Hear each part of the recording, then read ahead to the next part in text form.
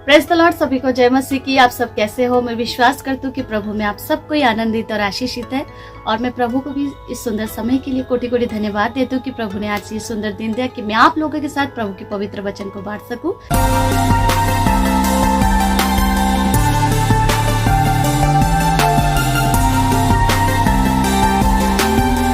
तो आइए मेरे प्यारे भाई बहनों, एक छोटी सी प्रार्थना करते हैं, फिर उसके बाद इस सभा को स्टार्ट करते हैं। प्रभु धन्यवाद देते हो सुंदर समय के लिए कि आपने सुंदर दिन दिया कि मैं आपकी पवित्र वचन को अपने प्यारे भाई बहनों के साथ बांट सकूं। मैं वचन अध्ययन करूंगी, जब मैं मैसेज कहूंगी तो मैं आपकी पवित्र आत्मा की सहायता को चाहती हूँ। प्रभु ज्ञान और बुद्धि देंगे। धन्यवाद देती हूँ, आपकी उपस्थिति इस जगह पर है। विश्वास करके यीशु मसीह के नाम से छोटी सी प्रार्थना मांगती हूँ। आमीन आमीन आमीन।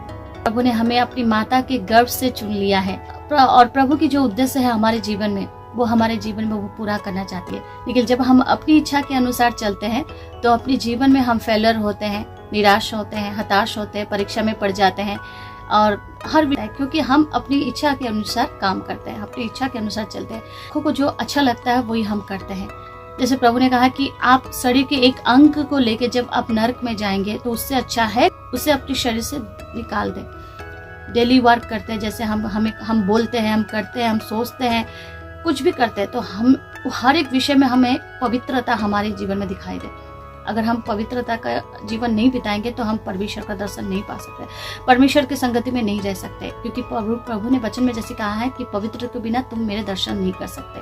तो इसीलिए हमें हमेशा पवित्रता में रहना है, पवित्रता का जीवन बिताना है। और कैसे हम पवित्रता का जीवन बिता सकते हैं, कैसे हम धार्मिकता का जीवन बिता सकते हैं, कैसे हम प्रभु के वचन के अनुसार चल सकते हैं। तो वचन क्या कह रहा है, आइए हम वचन अध्ययन करते हैं, हम सीखते हैं कि वचन हमें क्या सिखा रहा है।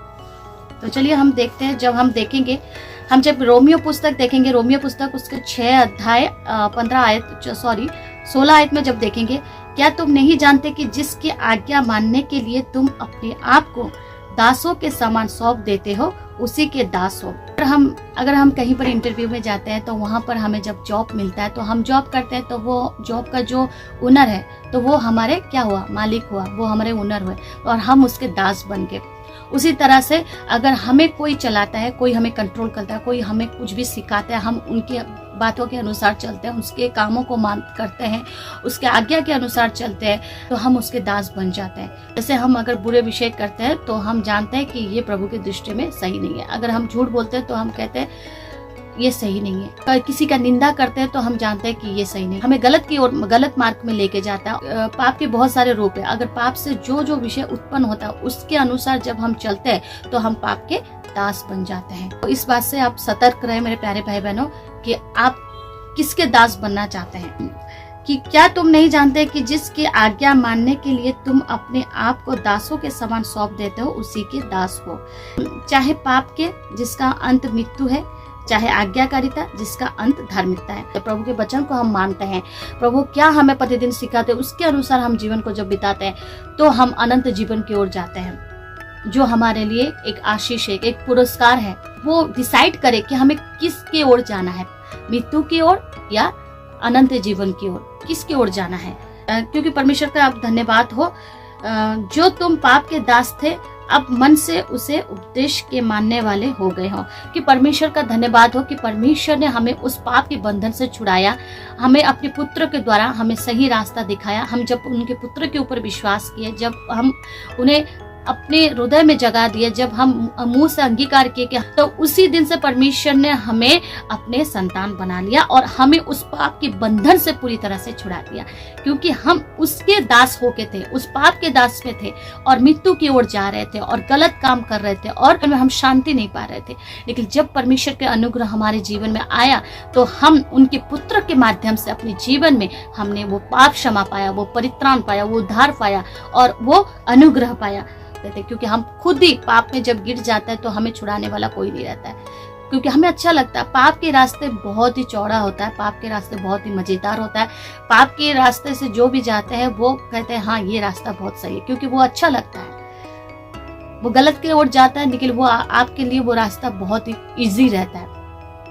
लेकिन परमेश्वर के रास्ते में जो चलते हैं, चाहे आपके जीवन में समस्या आएंगे, कष्ट आएंगे, परीक्षा आएंगे, रोग आएंगे, बीमारी आएंगे, तो वो रास्ते से लोग नहीं जाना चाहते, क्योंकि इसीलिए पाप के रास्ते को चुन लेते हैं, परमेश्वर के रास्ते को छोड़ के, परमेश्वर के मार्ग को छोड़ के पाप के मार्ग में चलने लगते हैं। तो परमेश्वर ने क्या किया, उस बंधन से हमें छुड़ाया, उस पाप के बंधन से हमें छुड़ाया, आजाद किया परमेश्वर ने प्रभु यीशु के लहू से। हम आजाद हो गए और धर्म के दास हो गए। और हम अब धर्म के दास हो गए तो हम क्या हो गए, हम धार्मिक बन गए, हम धर्म के दास हो गए। धर्म के दास हो गए तो क्या, परमेश्वर के संतान हो गए। आदम और हवा के अंदर में अगर वो पाप नहीं होता तो मृत्यु प्रवेश नहीं करता, लेकिन जब उन्होंने वो पाप किया, लेकिन जब वो पाप, उनके पाप के द्वारा, उनकी गलतियों के द्वारा वो मृत्यु प्रवेश किया। लेकिन हमें समझना है कि अब मसीह के द्वारा हमने जीवन पाया है, मसीह के द्वारा हमें जीवन मिल गया है और पाप हमारे जीवन में अब राज नहीं कर सकता, विराजमान नहीं हो सकता। परमेश्वर प्रभु यीशु ने पाप को हराया है, प्रभु यीशु ने शैतान को कुचला है, अपने लहू से हमें आजाद किया है। जो हमें कोई भी उस पाप बंधन से छुड़ा नहीं सकता था, कोई हमें आजाद नहीं कर सकता, क्योंकि प्रभु यीशु के लहू से हम आजाद हो गए। हमने अनंत जीवन पाया, हमने क्षमा पाई, दिया परमेश्वर ने जो अधिकार दिया हमें अपने संतान होने के लिए, तो फिर से हम उस पाप में ना गिरे।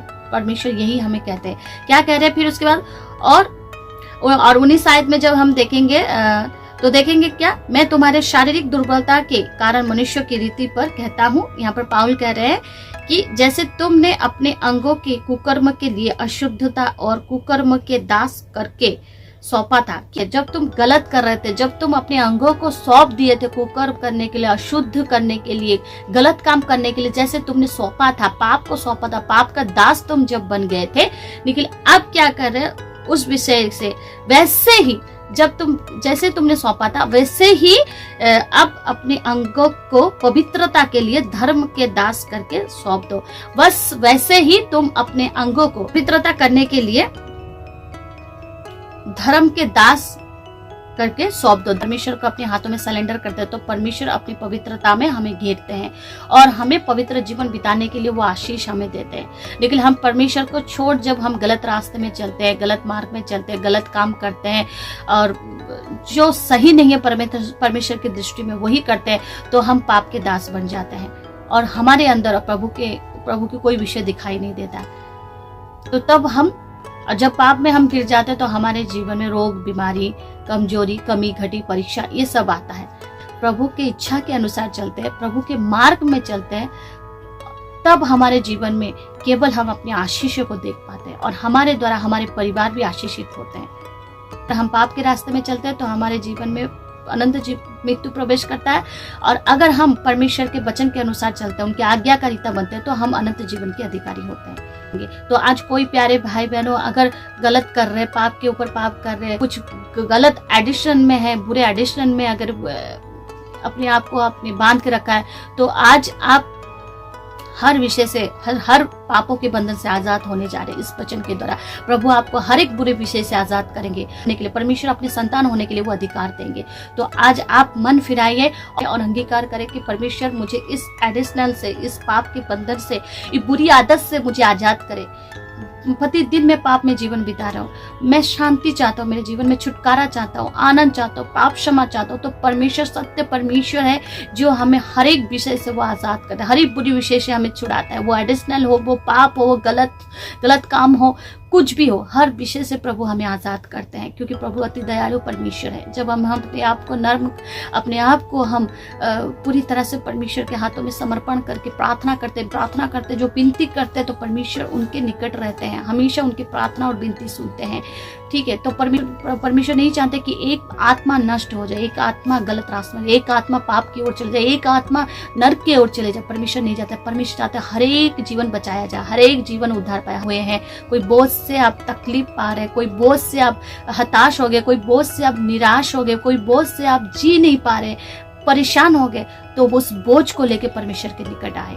आज आपको हर एक बोझ से, हर एक बंधन से, हर एक बुरी आदत से प्रभु आज आपको आजाद करेंगे। आमीन। वो इस वचन के द्वारा आपको बहुत इसे ब्लेस करे कि परिवार को और आपको प्रभु संभाले। तो मिलती हूँ मेरे प्यारे भाई बहनों आप लोगों से नेक्स्ट वीडियो में। तब तक के लिए praise the Lord and God bless you.